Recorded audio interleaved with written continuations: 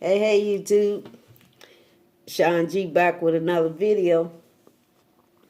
I hope everyone is having a blessed one, wherever you may be.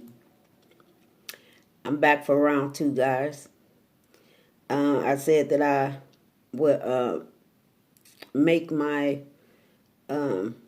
story time and getting to know me one-on-one. But I decided to break it down into a three-part instead of trying to do it all the way through.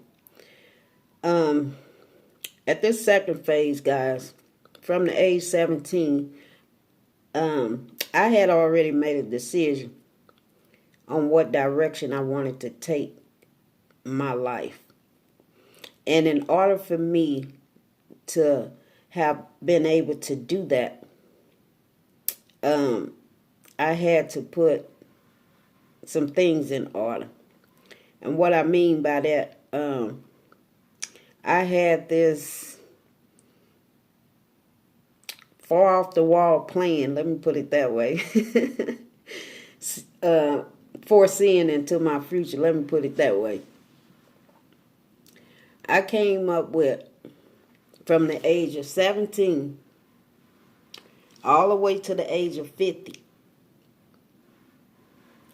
that by the time, in between that time, I wanted 4 kids, 2 boys and 2 girls, and to raise them up with me. So by the time I turned 50, my kids will already be adults, and they can spring off their branches and go on to live their lives, and I can pick up where I left off with mine. Great plan. With the exception, the Lord only blessed me with 3. Because I dealt with health issues a lot, my body really wasn't equipped to basically have more than one child. But the doctor insisted that I do not try to have any more kids because I was high risk. But anywho, age of 17, well, actually I met my son's father at 16, turning 17. And he was the first one that I had told about my past, and it kind of shook him for a minute, and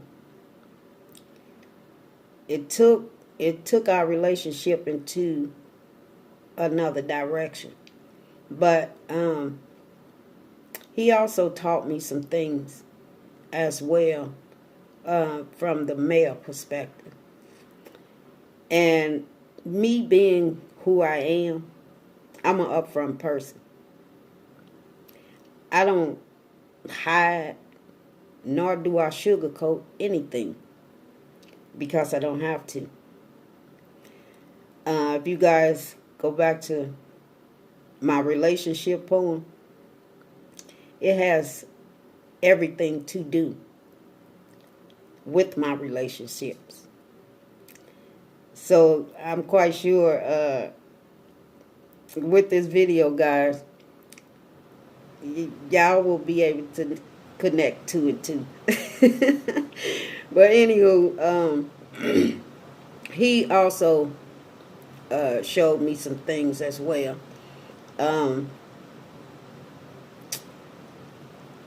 I was a fighter before I met my kid's father. You all can also kind of figure that out from my first part 1 video. I wouldn't say that I was in a abusive relationship. I just wasn't the type of person that take no shit. I'm not taking it off for nobody because I don't have to. And it was a few times we had our little go-rounds or whatever. And I didn't understand it because I was trying to see where was it coming from. I'm a very headstrong woman.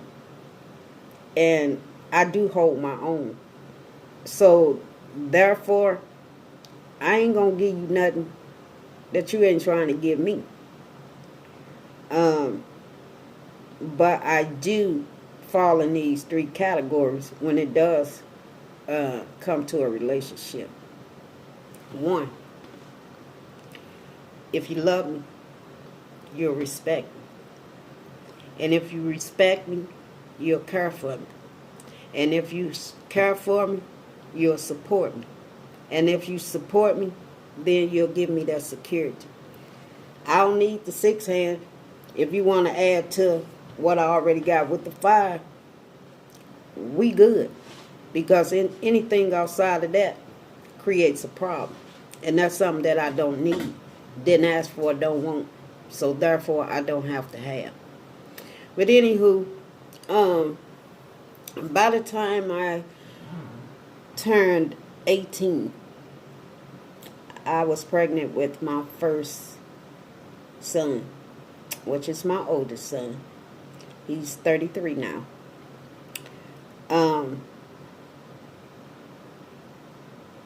My son's father was so happy because he had a daughter prior to meeting me. But anywho, things started going downhill. His words wasn't adding up with his actions. I'm the type of person, don't tell me you're going to do something and you turn around and it's not getting done.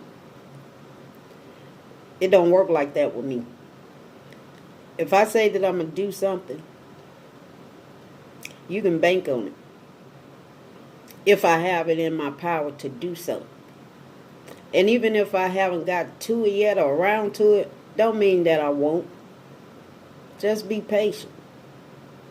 If I said it, trust and believe, I'll follow through. That's just the type of person I am.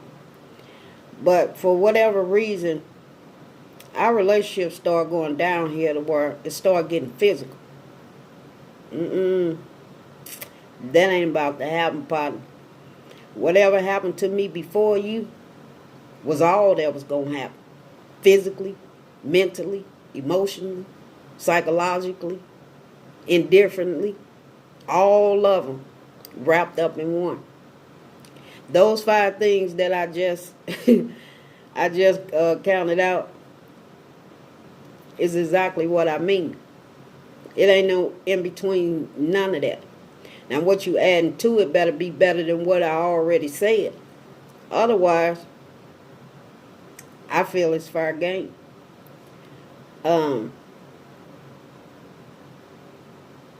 Like I said, it got physical. Not so physical to where I was being abused. Like getting my eye black, nose busted, lip busted. Hell, I got enough lip busting. Probably why my goddamn lips so big now, but I ain't hurt these teeth, so y'all don't start tripping. But anywho,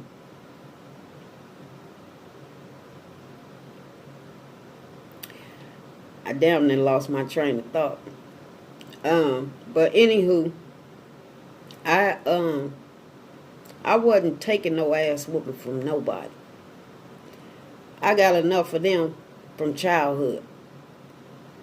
So therefore, I wasn't taking none and didn't intend on getting none back either. But you ain't finna put your hands on me. That ain't gonna happen, not to physically hurt me or harm me. We gonna be rounding kicking each other ass if that's the case. But I prefer not to do that. But I will let you know what happens when you do. So it had got to that point. And it was one time that he was looking at my face and he said I should slap the shit out of you. Go ahead. Because I'm going to slap the shit out of you right back. Go ahead. If that's what you want to do. He said, no, you too pretty for me to hit you in the face. I said, no, I ain't too pretty for you to hit me in my face. I say, don't use an excuse not to do something. Because whether you believe it or not, you just threaten me. And I don't tolerate threats. So what you want to do? Basically, I was calling him out on this shit. Because I was further letting him know where I been. I ain't trying to go back. I'm trying to move forward. So, eventually he got the point. He got the message. If you got to do physically harm somebody by putting your hands on them, you can miss me with that shit. You can go on about your business. Because I ain't going to do none of you that I don't intend for you to do to me. I'm not finna put my hands on you. Except for to love you. Anything outside of that, it ain't worth it to me. Relationship or not. Love for me don't work that way. That's a total sign of dislike. I hate to use the word hate. But it's strongly toward that word. I only feel that the devil hates me. And that's why I say I don't strongly want to use that word when it comes to fleshly beings. Because the Bible says that Lord don't know nobody who hate themselves. So I know I don't hate myself. I don't give a damn what I've been through.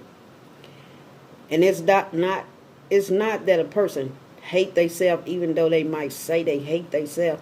They may hate the things that's going on with them or going on as far as their life goes. But deep down, they don't hate themselves. It's a strong dislike for whatever it is that's going on. But anywho, that relationship lasts in between, actually off and on, good 6-7 years. In between that, he did his cheating and all his other good shit, which was cool. Do what you do. Not that I was accepting it, because Sunshine gonna do what Sunshine do anyway. I wasn't looking for nobody then.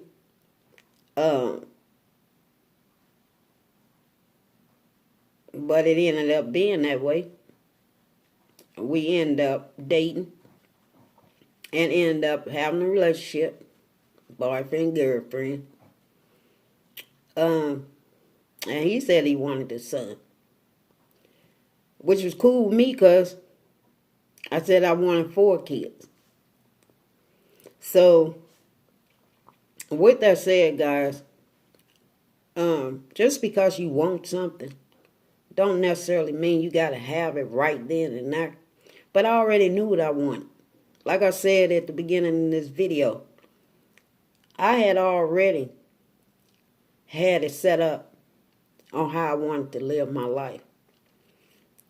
And the things that I put in place to make sure that I was headed in that direction. But anywho, I think after my baby was 2 years old, yeah, 2.5 going on 3, I had moved into my first apartment. But let me go back for a second. I had talked to my mom, and I had let her know I said, Mama, it's time that I move on. It's time that I know what it is like to be a mother, a first-time mother at that. I already knew what it was like to watch kids. We did that shit so much coming up. I mean, it was nothing to take care of a child. I learned that firsthand. But anywho, I had a conversation with her. A short conversation. I had let her know that I had got a newspaper and I was looking up apartments for rent. And I had found one. But back in them days, it was back in the 80s. Rent was fairly cheap. So I knew that I could afford it. And also take care of my son. And my mother asked me, she said, well, why do you want to move? And I flat out told her. I said, Mama, if I don't get from under your wing, I ain't going to never learn how to fly. I can't be here knowing that I have a responsibility to my own child. It's time for me to get out there and spread my wings so I can fly. And my mom told me, a little teary-eyed, she got a little teary-eyed. She said, Shonda, she said, if it ever get too hard for you out there, you will always be able to come back home. And I said, Mama, that's why I need to go, because I don't have no intentions on coming back home. I want to set myself free and be the person and the mother that I was supposed to be. And I can't learn that continuing being under your roof. You got rules, regulations up under this roof. I have to learn the respect and responsibility of what it truly means as far as motherhood is concerned. I got to teach my son the best way that I know how. And I'm up for that. That's my challenge. And I'm up for that. So I called up the person that had the ad in the paper. And he said that the apartment was available, and he set up an appointment for me to come and look at it. If I'm not mistaken, I had my mom come with me. It wasn't the best, y'all, but I wasn't looking for the best. Only thing I was looking for was a way out, and I got it by that ad that I answered to from that newspaper. Yeah, it needed some work. It needed a lot of work. But at that point, it really didn't matter to me. It was about my son and our security. I really too much wasn't that much concerned. Give me a second, y'all. Go lay down. Go. I wasn't too much concerned at that point. I knew what had to be done, and that's exactly what I was focusing on. So, make a long story short, guys, I ended up moving into my first apartment. Took some time to get it the way that I wanted to, and I started living life. It wasn't until after I got in there that I found out that I was 3 months pregnant with my second son. And I'm like, oh my God. I can't lie and say how this happened. I know how it happened. I think we all know. Well, I don't think. I know we all know how that can happen.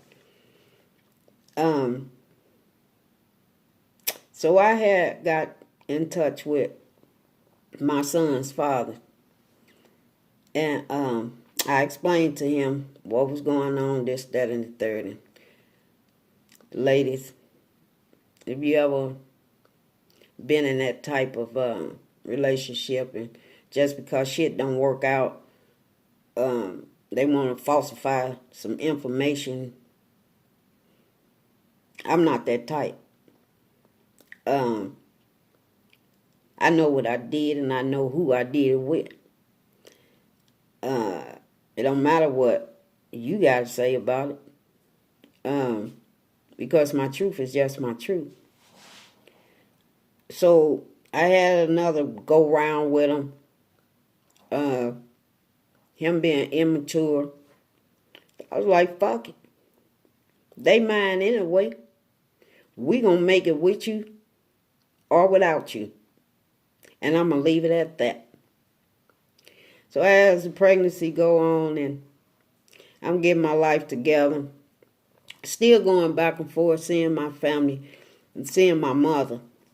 Because my mom had a conversation with me, another short conversation. I had got into a little, I call it situation. It was nothing that my mama didn't know when it came to us, because it was always, like she said, it's always going to be somebody else's eyes on you. But I always thought she was talking about other people. She was talking about God eyes all that time. And it wasn't until I got much older, I was like, oh, it was those eyes, because when she was saying that, I was like, now I got to watch every motherfucker I encounter. Everywhere I go, I got to watch somebody. I think that's why I have a problem with people staring at me. Give me a second, guys. I'm going to decline that call. See what I mean? Then fucked up my video. But, anywho,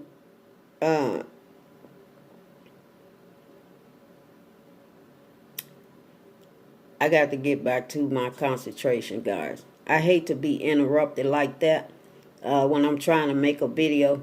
But anywho, that's why I have a problem with folks staring at me.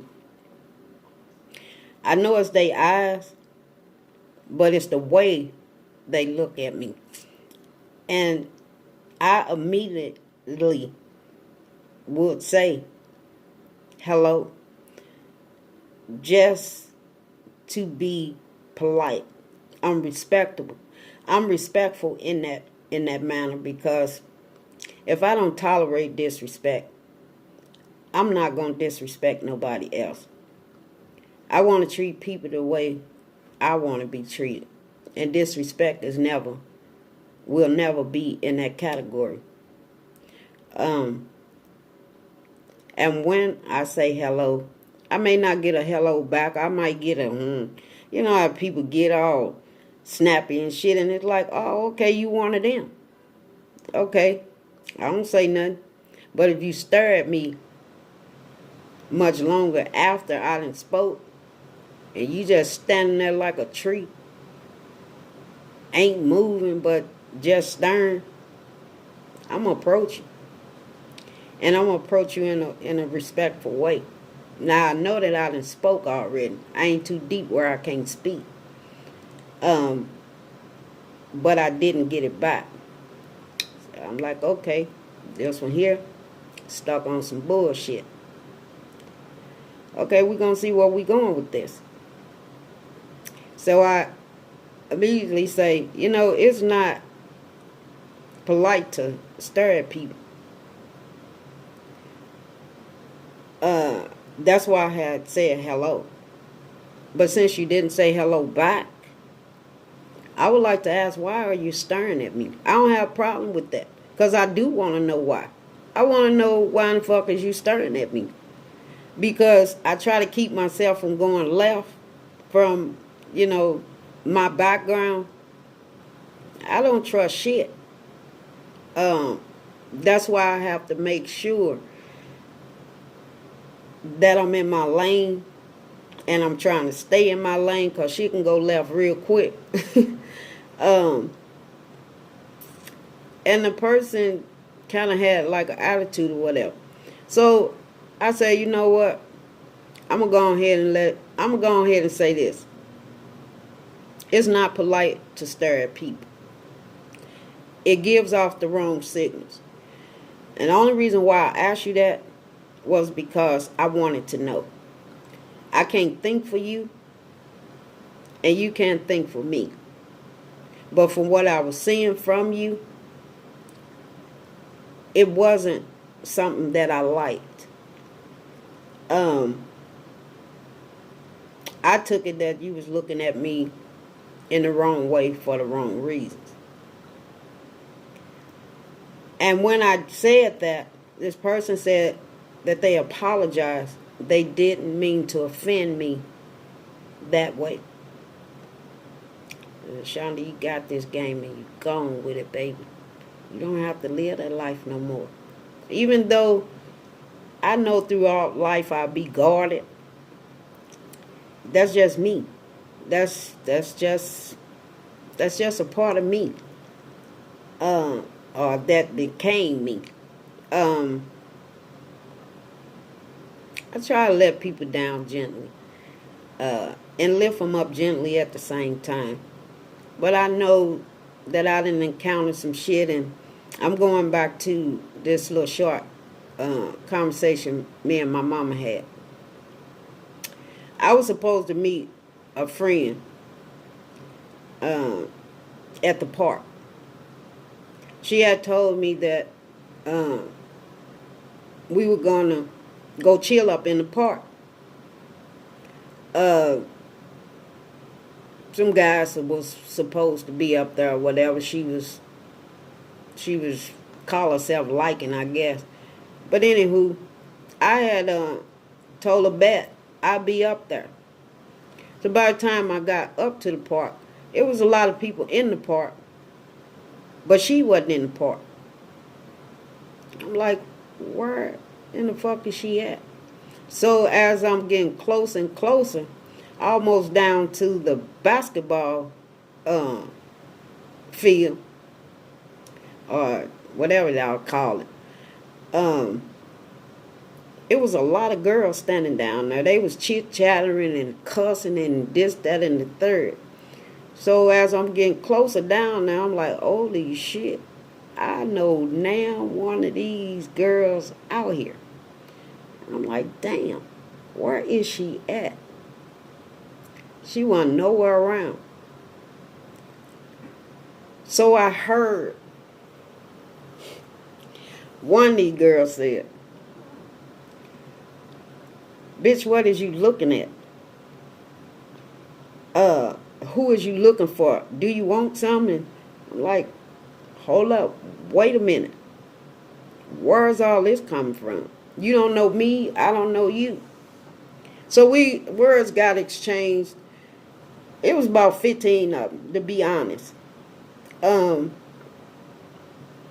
guess they who arrived with whoever the leader was. My focus wasn't on the rest of them.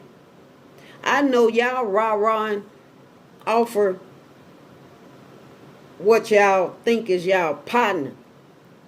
But I'm about to show y'all. I'm about to show y'all how much of a partner y'all got. Because even though it's one of me and it's 15 of y'all, I only need one of you. And the one that I'm finna get is the one that's running her motherfucking mouth. And that's exactly what happened. I wasn't tripping off the rest of them. Because what you was doing to me back there, your partner was getting every bit of it. So by the time it was over with, y'all had to get her. Y'all didn't have to get me. Because when I got up, she stayed down. Y'all go take care of that. This is what happened when you fuck with people you ain't got no business fucking with. So my mama got word that I was fighting in the park. And by the time I got back home, these mamas, old school, I had an old school mama. She didn't play that fighting shit, that cussing shit. But she was the type of mama, she allowed us to free speech. And in free speech, and I thought it was okay to say whatever I wanted to say, but I found out quickly that wasn't the case. Everything that I was saying came off being smart or disrespectful when it wasn't my intentions. I was just freely speaking. So I would always get popped in my fucking mouth. If y'all notice, I always lick my lips because it's a reminder that sometimes it's best to keep your damn mouth closed. I was taught that if you don't have anything good to say, then you shouldn't say nothing at all. But I don't see it that way, because even though you don't have anything good to say, doesn't mean that it shouldn't be said. Because everything you say ain't going to be good all the time. And I used to always wonder about that. It's like, that's not going to work for me because that's not right. But anywho, like I said, I had that old school mama. She didn't play. What she said is what she meant, and what she meant is what she said. That's where I got it from. But anywho, she got word that I was fighting up in the park. And I got home and I already seen the look in her face. Oh shit. Somebody's eyes was on me. Somebody done got back to her before I got there. But anywho, she did that little finger shit. Come here, I already knew what it meant. And I'm like, oh, I can't do nothing but go. That's out of respect. She said, come here. I said, yes, ma'am. She said, let me tell you something. She said, you ain't bad. Do you know all bad people is 6 feet under in their grave? You gonna keep on fighting out here. And somebody gonna kick your ass. And I looked at my mom. I said, Mom, with all due respect, the day that somebody whoop my ass, I'll be dead for real. And she said, that's the way you want it? That's the way it's going to be. And I paused just like I'm pausing now. And I had to remind myself, Shonda, you never told her what happened. You never told her what happened. It wasn't that I didn't want to. By the time I was able to hold my own, it really didn't even matter no more. I mean, what could be done about it? Can't take it back. I got the rest of my life to live. And also, I knew God at that time. I knew him as a child. I accepted him as a child. And I knew one day, I was hoping soon, I knew one day he was going to take care of that matter for me. So I no longer had to act in a manner that I was acting. But I always carried myself in a respectful way. Also letting people know it ain't that easy, so don't try me. Don't disrespect me because I'm not going to disrespect you. But anywho, I had left the conversation where it was at. And it kind of hit me because I know she was speaking truth. For the life that I was living, I know she was speaking truth. Because throughout my life, that's all I've been doing. I've been fighting. Not because I started it. I was never the type of person to start shit with nobody. I'm not that type of person. I don't get caught up in bullshit or nobody else's bullshit. That's not who I am. My mama whooped our ass for fight each other. And she beat our ass for meddling. That's why I don't mess with a lot of people right now today. I didn't mess with a lot of people when back then. I don't like that meddling shit either. I don't see nothing cute about it. Why is you trying to hurt my feelings or hurt me or think my self-esteem is low and all this other shit? That was not the type of person that I wanted to be. I don't even want to be around them type of people because I already know that's how shit gets started.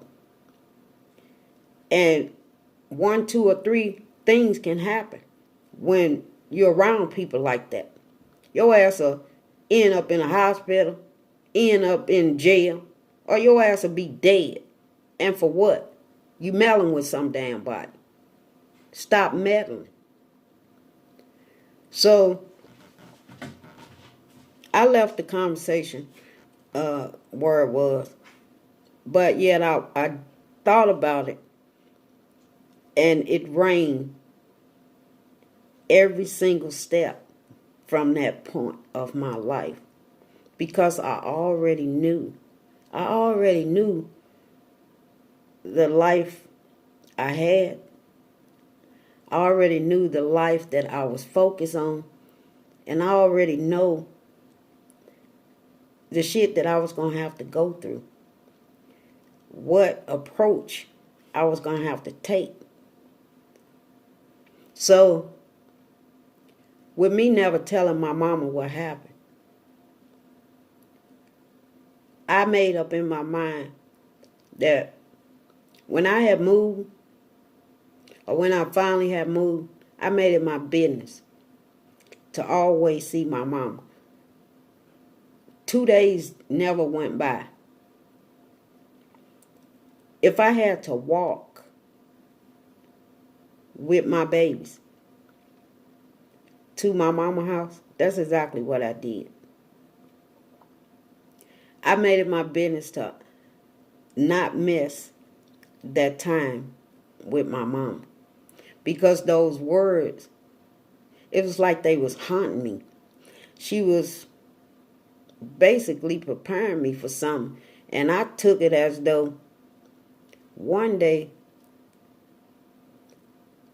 either I ain't going to see my mama no more, or my mama not going to see me. And I was making it my business because my mama didn't do nothing but work and go to church.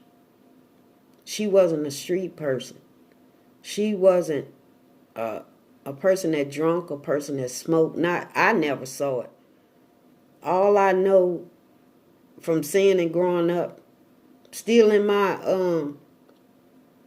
adult years, she went to church, and her best friend would come and pick her up from time to time. Other than that, that's all my mama did. So I know harm couldn't have been coming her way, so it had to be me for the lifestyle that I was living. So that's why I was making it my business to see my mama as much as I possibly can, just in case. I ain't scared of death. What I'm going to be scared of death for when I'm going to rise and live in heaven eternally? I wasn't the type of person that figured I was going to hell. So what am I going to be scared of death for? Not that I wanted to die no time soon, but I also knew that one day I will. But I ain't putting myself in no position to where I wanted that to happen. But again, like I say, the lifestyle I was living, my mama, I believe, in so many words, that's what my mama was saying. or I took it, that's what my mama was saying.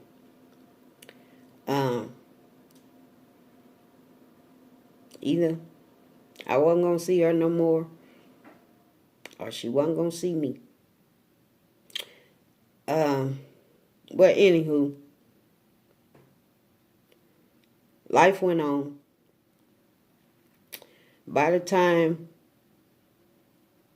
I had my second son, I was 20 years old.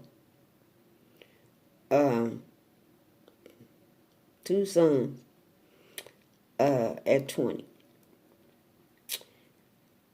My baby boy, he ended up having health issues. He was an asthmatic at the age of 4. But let me skip back. I had my daughter a year after that. She has her own father. So basically, I have just two baby daddies.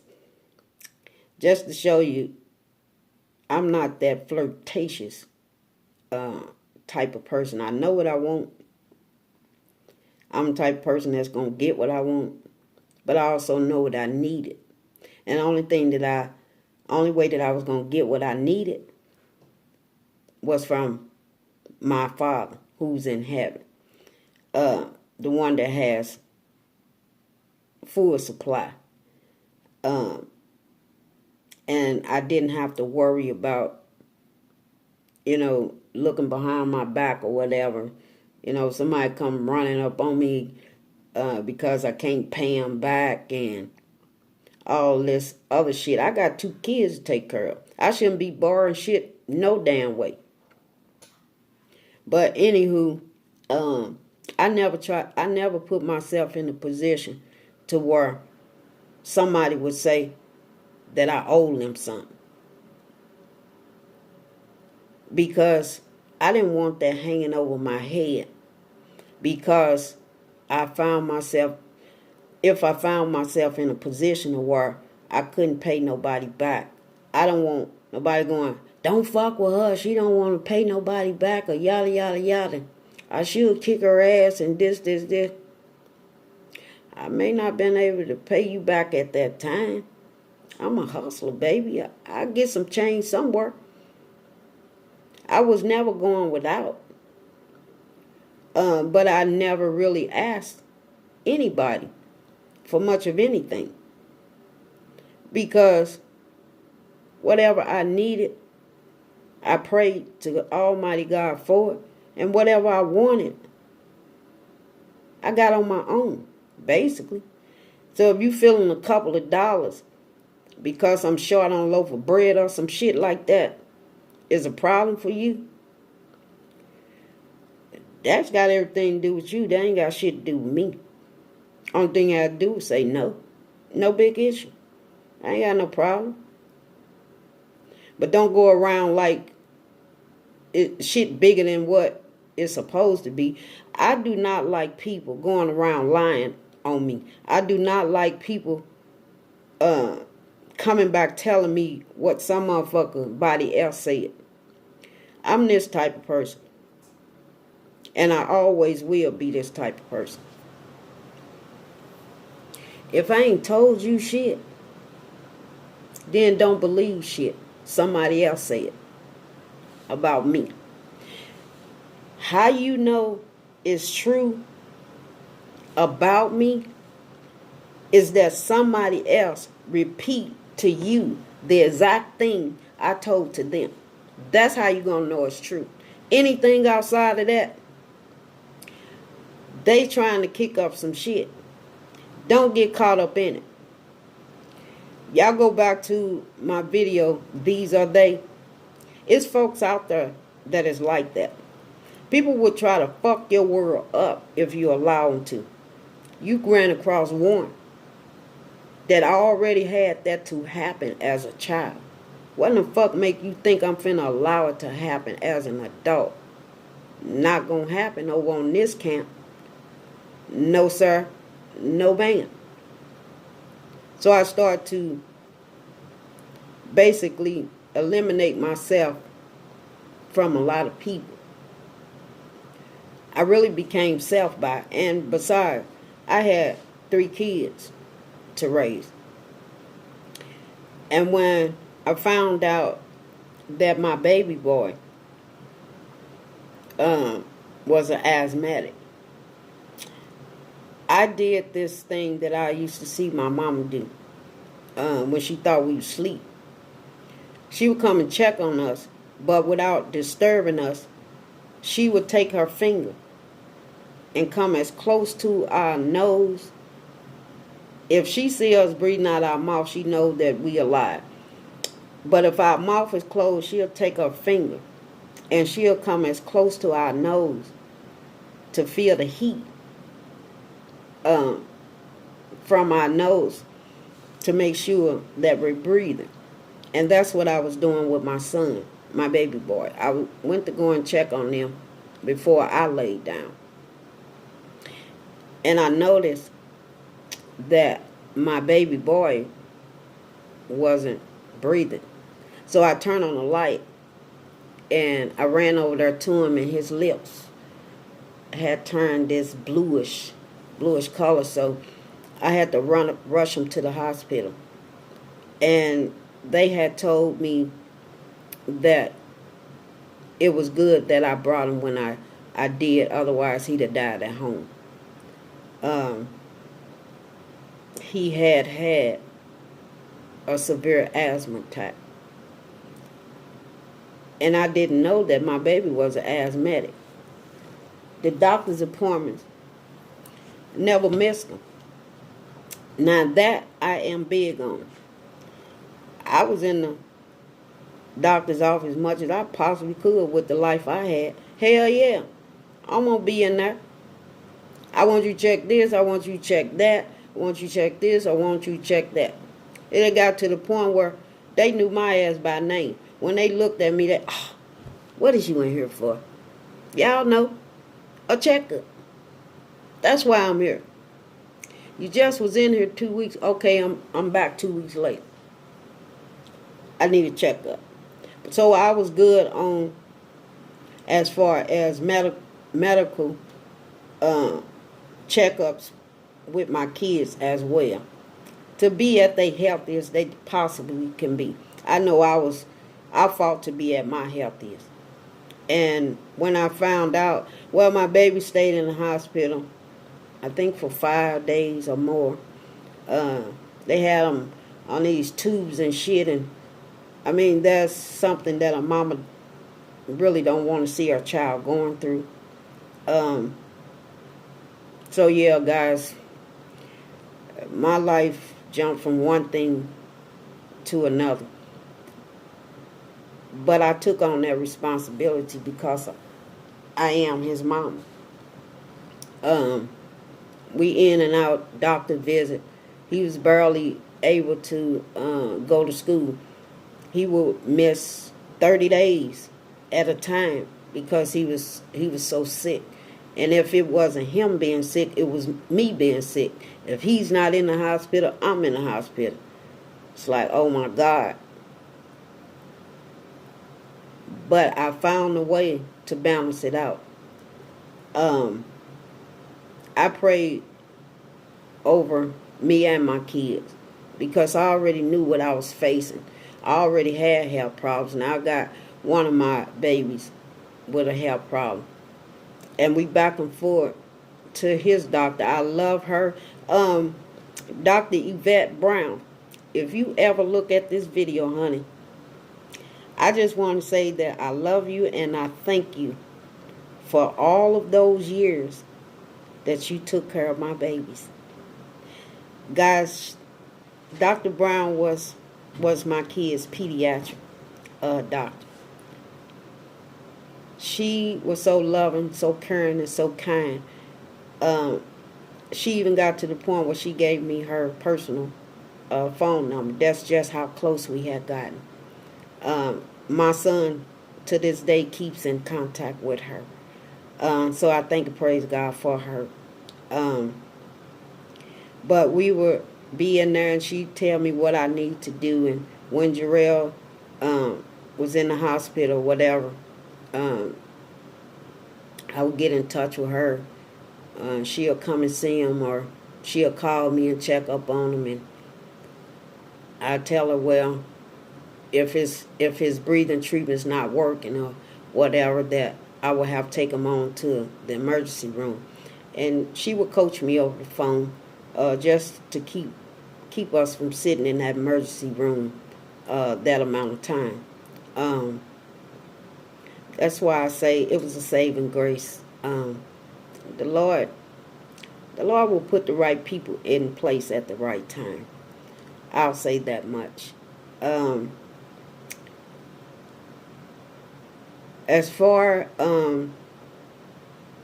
as my daughter go, that's my baby. God bless me with one daughter. I call all three of them my mini-me's because they look just like me. They act just like me. And it's not in a bad way, don't get it wrong. They act just like me. And I gave each and every one of my kids what I call a tool pack. It's an imaginary tool pack, which means I'm stacking it in the brain and fulfilling it in the heart. I'm giving y'all these tools along the way. Because remember, I said earlier in this video, I had it stuck in my mind that my mama only told me that, said that statement to me because she had a feeling that I wouldn't be around long. So I wanted to make sure that my babies had everything I didn't have at the ages they were. I gave them all good shit, and I was showing them the bad shit. You got to see this in order to believe this, because with me telling you this, you'll never know it the way that you should know it. So I was basically educating them on both sides. I didn't graduate high school. If you want to call it dropout, it's fair. I voluntarily left, and then finished my last year because I was pregnant with my first son. And because they thought I was a high risk, they kept me up on the third floor. What the fuck they put me on the third floor for, knowing that I was pregnant? And in my last trimester, what the fuck make you think I want to walk down 3 flights of stairs? So it was giving me problems, and actually they was trying to keep me protected or whatever because they already knew me. I didn't want to put my baby in harm's way anyway. So I was like, shit, I got enough to carry me for the rest of my life. I'm educated enough, so I already had to bag up with street smarts. So I had them both. And I also wanted to instill that in my kids that it's important to get your education. But it's also important for me to teach you the streets. And that's exactly what I did. And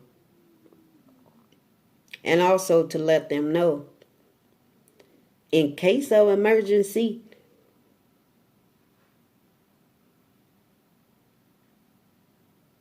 it's okay too.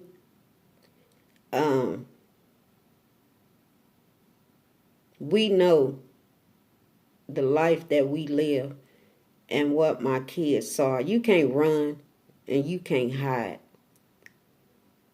from other people's actions. It's everywhere. You will actually have to be blind not to see it. No offense to the blind people. I didn't mean it in that manner. But with me saying that is, you ignoring it. Like it really don't exist. You go walking past it like it was never there. Don't do that. You don't gotta say nothing. but acknowledge that it's there. Because you don't know who that's for. But knowing it's for somebody, because it's just people out there that's kicking up shit just to kick up shit. So be careful with your surroundings. But anywho, guys, fast forwarding on up to, I was 22 when I had my last baby, which is my daughter. And after that, I got my tubes tied, clipped, and burnt. Because I was high risk. My baby boy, he was coming out breech, meaning he was coming out ass first. And the doctor had already warned me in the first pregnancy that I was high risk for a second pregnancy. And like I say, I'm the type of person, I'm going to do what I want to do. Not that, I don't care what somebody else got to say. I just know me. And I wasn't going to let nothing and nobody stop me from getting what I wanted. And that was my own family. So the complications with him or whatever, having him turned around and all this, doctor again told me that he would not advise me to have another pregnancy and that I should consider getting my tubes tied, and if I wanted another baby, somewhere along the line that I can adopt. It's a good thing for other people, but for me, I know that I'm able to bear what the Lord allowed me to bear. And like I said, I wanted 4 kids, 2 daughters and 2 sons. But I ended up getting pregnant that following year. Not just to show the doctor, but just to let him know what I talk to God about, I leave it with him. What I talk to man about, I hope they listen.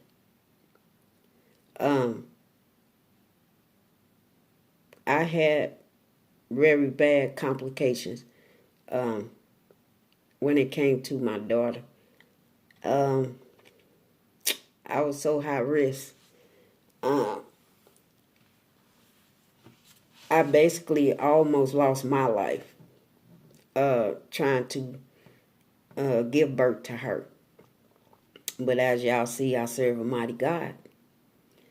And I knew at that point, that's it, Shonda. God gave you 3. And it's okay. It's okay. I love all 3 of them. I thank God for all 3 of them. Even though I was left to raise all 3 of my kids on my own, by the time I turned 23, which was a year later, a year later, I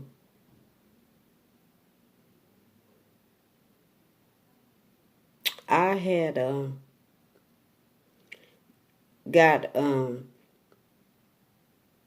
we was invited to go to a party. I felt it was okay for me to, get out and, have me a little fun or whatever. But in the same token, knowing in the back of my head, Shonda, every time you go out, some shit get kicked off. But this particular time, no shit got kicked off. Not the way that it would normally get kicked off. So, we all had gathered up. It was 4 of us, headed down to meet the rest of the crew at a party at this club. And we had stopped to pick up a joint. Yeah, I was smoking weed back in them days. Like I said, I had medical issues, so Therefore, I'm not a pop a pillar. I don't like medications. I don't like drugs. I don't do drugs. I smoke marijuana basically for my migraines. My migraines was so severe to where I couldn't even hold my head up. At times I felt my eyes were about to pop out of my head. Never knew where the headaches was coming from, but I was diagnosed with chronic headache. But they end up being severe. So from time to time, 2 puffs with me, I'm done. I don't need the whole joint. I just need to relieve that pressure off my fucking brain to keep my head from feeling like it's gonna bust open. My damn head already lit, as y'all can see on that video. I got scammed. Well, I got that little knit scar, whatever the hell they call that. I'm a character in my own right, y'all. But anywho, let me get back to this. I'm a little bit over my time on here. But anyway, we stopped and picked up that joint. We all took a puff off of that joint. Like I say, I took 2. We gets down to the party. I don't drink. I don't drink alcohol. We get down to the party. We kicking it. We dancing and we chilling. And everybody started drinking or whatever, and knowing that we was going over to another club, but the other club we was going to was on across the water. And I'm sitting there and I'm sipping on my ice water, and all of a sudden I started feeling woozy and my chest started tightening up. And I'm like, oh shit, what the hell is going on? So I had got my little sister. And it was just in time because everybody was saying that, let's go ahead and kick it on over to the garage, which is the hole in the wall. And I got to my little sister and I told her, I say, you can go ahead and go. I ain't going. I'm going home. And she said, why? I said, I don't feel good. I said, my chest hurt. She said, well, sis, if you ain't going, I ain't going either. I'm going with you. I'm going home with you. So I was like, cool. So we get home. I get in the house. My daughter's father, I don't know if he had just got through cooking or whatever he was doing. As soon as I got in the door, I kind of like slung down on the couch. And all I can remember was asking him to bring me my Mountain Dew soda out the refrigerator. And by the time he got back, I was passed out.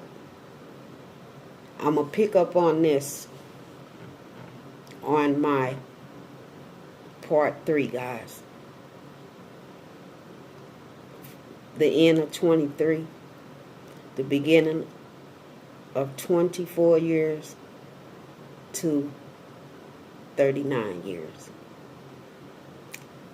Thank you guys for tuning in to another one of my storytime videos.